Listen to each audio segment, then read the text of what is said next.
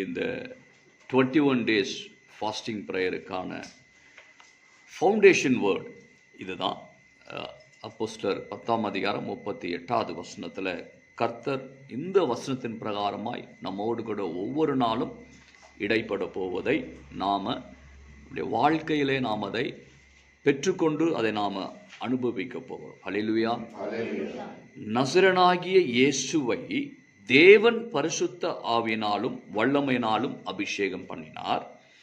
தேவன் அவருடனே கூட இருந்தபடியினாலே அவர் நன்மை செய்கிறாராயும் பிசாசின் வல்லமையிலே அகப்பட்ட யாவரையும் குணமாக்குகிறவராயும் சுற்றி திரிந்தார்.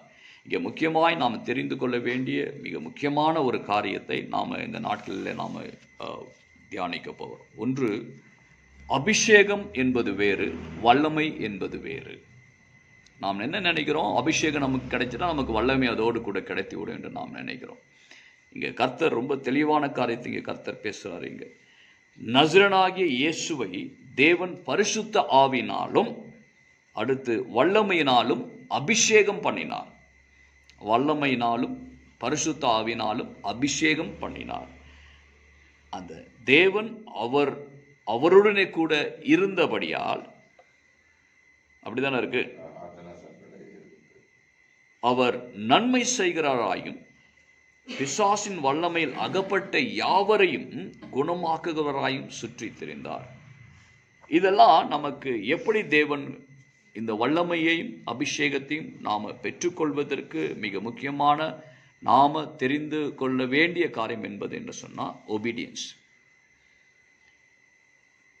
கீழ்ப்படிதன் வழியாய் ஆண்டவராகிய இயேசு கிறிஸ்துவின் வசனத்திற்கு நாம் கீழ்ப்படிதன் வழியாய் நமக்கு இந்த காரியங்களை கர்த்தர் கொடுக்கிறவராக இருக்கிறார்.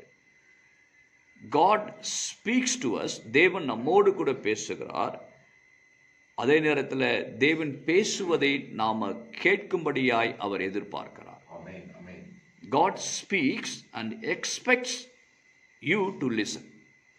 அதான் மிக ரொம்ப தெளிவான காரியம். கர்த்தர் பேசுகிறாரு, ஆனால் பேசுவதை நாம் கவனிக்க வேண்டியபடியாய் அவர் எதிர்பார்க்கிறார்.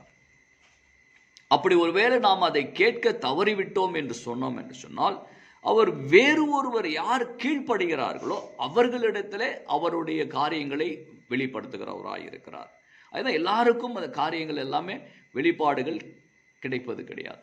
ஆனால் தேவன் ஒரே தேவன் தான் பேசுகிறாரு, பூமியில் பேசுகிறாரு.